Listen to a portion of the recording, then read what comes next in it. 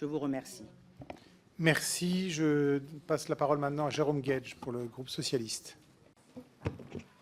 Merci, Monsieur le Président. Mesdames, Messieurs les ministres, j'ai 12 questions à vous poser. J'espère que j'aurai le temps de les formuler. D'abord, sur la méthode. La première, est-ce que vous vous engagez à ne pas recourir au 49.3 pour adopter ce PLFSS, contrairement à ce qui a été le cas en 2022 et en 2023 ?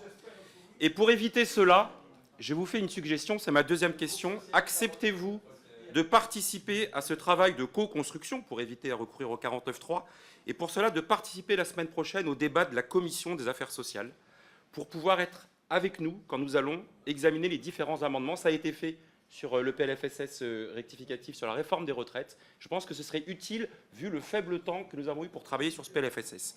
Maintenant sur le fond, sur l'ONDAM. Comment pouvez-vous dire que l'ONDAM est satisfaisant ? L'ONDAM est à 0, puisque avec un ONDAM à 2,8, défalqué de l'inflation à 1,8 et défalqué de la mesure CNRACL, qui est la compensation d'une augmentation de cotisation, vous avez un ONDAM qui est à 0. Donc ça, il faut arrêter la mystification. Comment pouvez-vous nous dire que c'est un ONDAM satisfaisant ? Toujours sur les questions maladie. Alors vous avez dit que ce n'est pas un PLFSS de réforme. Mais il y a des réformes qui avaient été lancées précédemment. J'ai été frappé, Madame Darrieussecq, pas un seul mot sur la réforme de la tarification à l'activité, ni dans vos propos, ni dans le dossier de presse.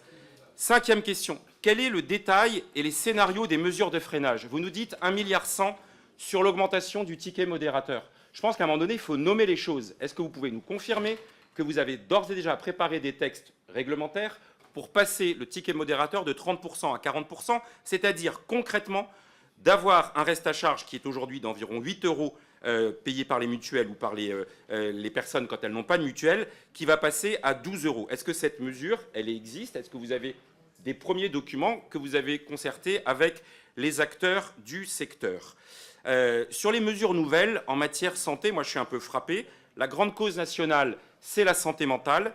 Est-ce que vous pouvez nous dire quel est le montant supplémentaire en euros dans l'ONDAM qui est dégagé pour cette grande cause nationale par rapport à la trajectoire qui préfigurait ? Parce que vigilance ou mon soutien psy, ça existait déjà.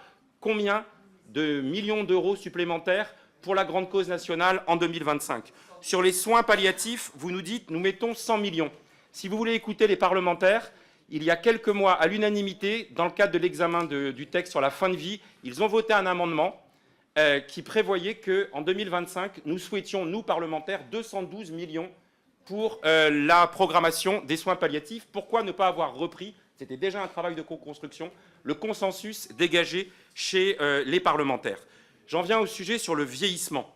Avec une question précise, vous n'avez pas pu y répondre hier, Monsieur Christophe Paul, à l'excellente question de ma collègue Annie Vidal. Donc je vais la poser directement. Est-ce que vous envisagez de commencer votre mandat de ministre en étant hors la loi ?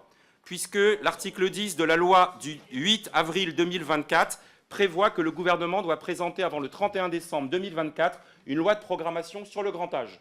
Est-ce que vous pouvez nous dire en transparence, non, je n'appliquerai pas la loi qui a été votée par les parlementaires et promulguée le 8 avril 2024.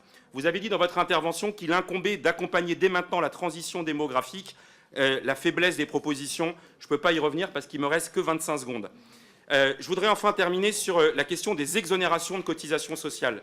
Madame Astrid Panosyan, vous n'avez pas fourni d'arguments solides pour expliquer pourquoi vous ne retenez pas la proposition du rapport Bozio-Wasmer de mettre fin à ces exonérations à 2,45 SMIC. Je ne le comprends pas. Et j'avais deux autres questions. Vous, dans le dossier de presse, 400 millions d'euros d'assurance chômage. Ce n'est pas dans le PLFSS, mais qu'en est-il de cette réforme ? Et vous avez une mesure très injuste sur les apprentis que vous allez assujettir à la CSG. Allez. Il y a d'autres niches sociales. Voilà, j'espère que vous pourrez me fournir des réponses à ces questions. Sinon, à défaut, j'irai les chercher comme coprésident de l'AMEX à la DSS dans les jours qui viennent. Merci beaucoup, Jérôme Guedj.